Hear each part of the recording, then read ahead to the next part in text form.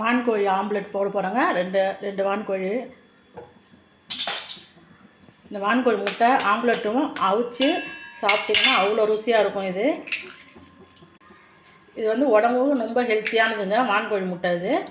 நான் 2 முட்டை ஊற்றிருக்கேன். இதுக்கு வந்து பச்சை மிளகாய், இஞ்சி, சின்ன வெங்காயம் உடச்சி இதில் போட்டுக்குங்க. கருவேப்பிலை, கொத்தமல்லி தழை. இந்த ஆம்லெட் ஊற்றி நீங்கள் வந்து ஒரு எறா குழம்புக்கு, மீன் குழம்புக்கு, இல்லைன்னா சாம்பாருக்கு தொட்டு சாப்பிட்டிங்கன்னா அவ்வளோ அருமையாக இருக்கும். 1/2 ஸ்பூனு மிளகு பொடி, 1/4 ஸ்பூன் ஜீரகம், 1/4 ஸ்பூனு உப்பு தேவையான அளவுக்கு. இப்போ இதெல்லாம் போட்டு விஸ்கால இது நல்லா கரைச்சிக்கிறோம். நல்லா வெங்காயம், மிளகு பொடி, ஜீரக பொடி, பெருஞ்சீரக பொடி, உப்பு, இஞ்சி எல்லாத்தையும் போட்டு எல்லாம் மிக்ஸ் பண்ணிடுங்க. இப்போ தோசைக்கல்லை இதில் வச்சுக்கலாம். தோசைக்கல்லை இப்போ நல்லா சூடாகிடுச்சு. நம்ம கலக்கி வச்சுக்கிற வான்கோழி முட்டையை இதில் ஊற்றிடலாம்.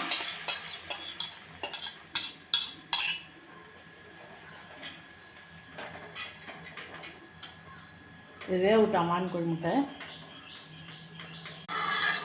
நல்லா 2 பக்கமும் திருப்பி போட்டுக்கலாங்க.